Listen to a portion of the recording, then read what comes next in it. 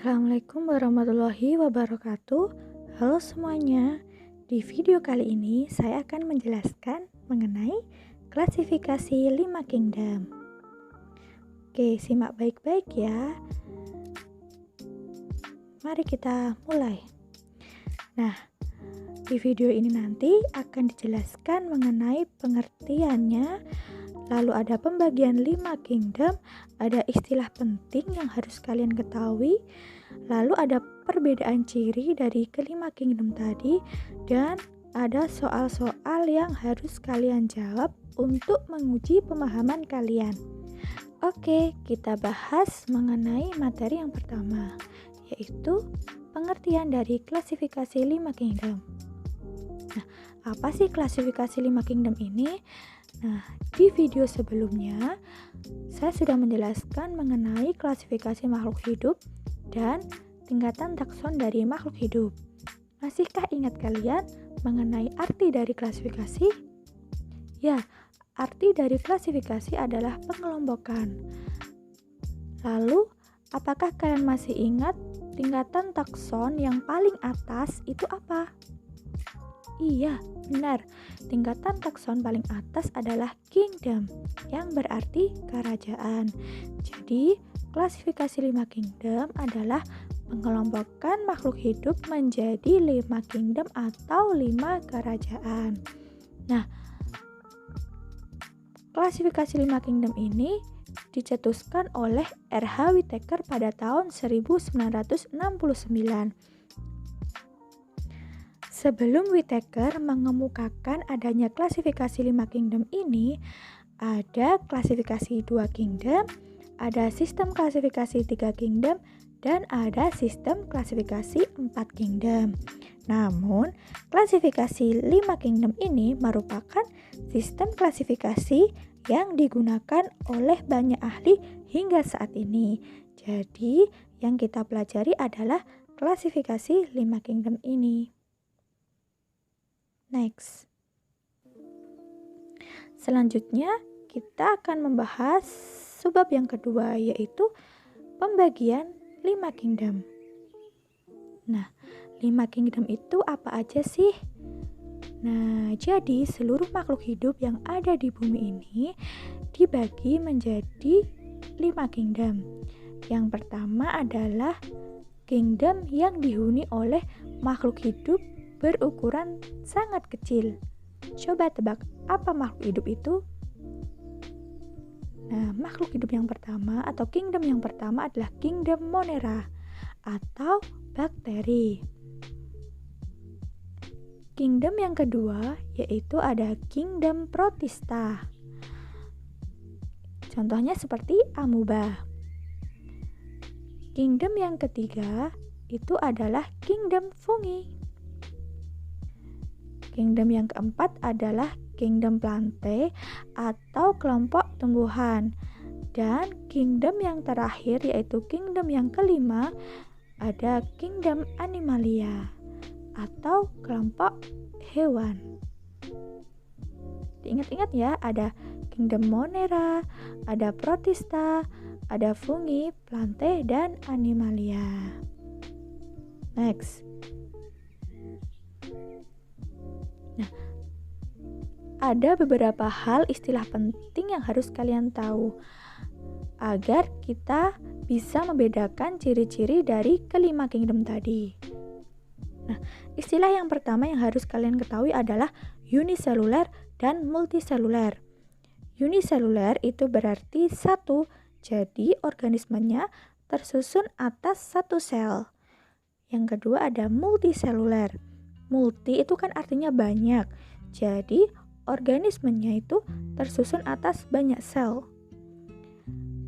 Contoh dari uniseluler itu adalah bakteri, karena bakteri berukuran sangat kecil, sangat mikroskopis, sehingga dia hanya tersusun dari satu sel. Multiseluler itu contohnya adalah kingdom Protista, Fungi, Plante, dan Animalia. Next. Istilah yang kedua yang harus kalian ketahui adalah prokariotik dan eukariotik. Nah, perbedaan prokariotik dan eukariotik ini terletak pada ada dan tidaknya membran inti. Jadi, di dalam sel makhluk hidup itu ada suatu asam nukleat atau DNA.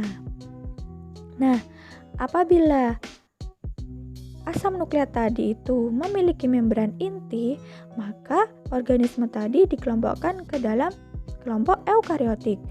Apabila asam nukleatnya itu tidak dibungkus oleh membran inti, jadi organismenya itu tidak memiliki membran inti, maka dia tergolong dalam kelompok prokariotik. Paham? Lanjut ya. Istilah yang ketiga yang harus kalian ketahui adalah autotrof dan heterotrof. Autotrof itu berarti suatu organisme yang dapat mengolah makanannya sendiri atau dia dapat berfotosintesis. Nah, ciri-ciri organisme yang bisa berfotosintesis itu dia memiliki apa? Ya, dia memiliki zat klorofil. Contohnya apa berarti? Ya, contohnya adalah tumbuhan. Sedangkan heterotrof itu adalah suatu makhluk hidup yang tidak dapat mengolah makanannya sendiri. Nah, keenam istilah ini harus kalian pahami ya sebelum kita lanjut ke subbab berikutnya. Next, kita lanjut ya. Nah, selanjutnya kita akan belajar mengenai perbedaan ciri-ciri dari kelima kingdom tadi. Nah, ini adalah tabel perbedaan ciri-ciri dari kingdom Monera, Protista, Fungi, Plantae, dan Animalia.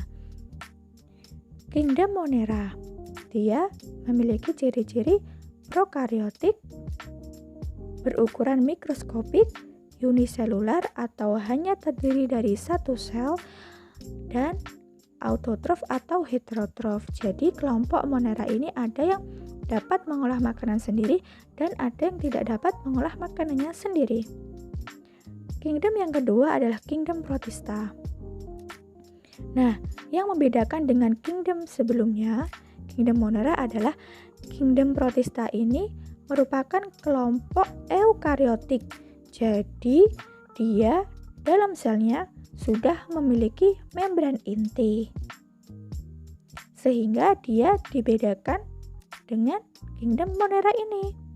Nah, kingdom Protista ini organismenya ada yang uniselular, ada juga yang multiselular. Kemudian ada yang autotrof dan ada juga yang heterotrof. Selanjutnya, kingdom yang ketiga adalah kingdom Fungi. Kingdom Fungi ini adalah jamur. Nah, kelompok jamur ini merupakan kelompok eukariotik. Kemudian dia multiselular. Jadi tidak ada jamur yang ukurannya mikroskopik. Karena dia adalah kelompok multiselular. Kemudian dia heterotrof.